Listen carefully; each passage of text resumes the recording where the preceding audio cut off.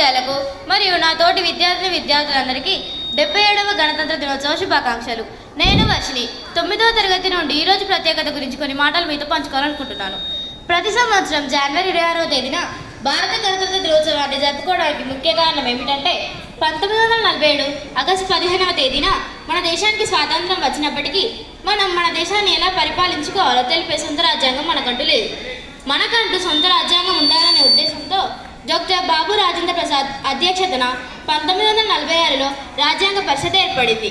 దీనిలో భాగంగా రాజ్యాంగ ముసాయిదా కమిటీ చైర్మన్గా డాక్టర్ బిఆర్ అంబేద్కర్ గారి ఆధ్వర్యంలో ప్రపంచ దేశాల రాజ్యాంగాలు పరిశీలించి మన దేశానికి అతిపెద్ద లిఖిత రాజ్యాంగాన్ని రూపొందించారు.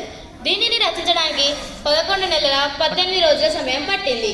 ఈ రాజ్యాంగం 1950 జనవరి 26వ తేదీన అమలులోకి వచ్చింది. ఆ రోజు నుండి భారతదేశం ఒక గొప్ప గణతంత్ర దేశంగా అవతరించింది. నేడు మనం అనుభవిస్తున్న స్వేచ్ఛ వెనుక ఎంతో మంది త్యాగనీయుల బలిదానాలు ఉన్నాయి. విద్యార్థులుగా మనం క్రమశిక్షణ అలవర్చుకోవాలి. అవినీతి అరికట్టడం వంటి చిన్న చిన్న పనులతో దేశ సేవను ప్రారంభిద్దాం. మనం మన భవిష్యత్తు కోసం నూతన కళలు, ఆశలు కలిగి ఉందాం. మనం మన దేశం సాధించిన విజయాలను స్మరించుకుందాం. మన దేశభక్తి కేవలం జెండా వందనాలకు, దేశభక్తి గీతాలకు పరిమితం కాకూడదు. చివరిగా ఒక మాట, నా దేశం నా గర్వం, భారత రాజ్యాంగం మనందరికీ కవచం.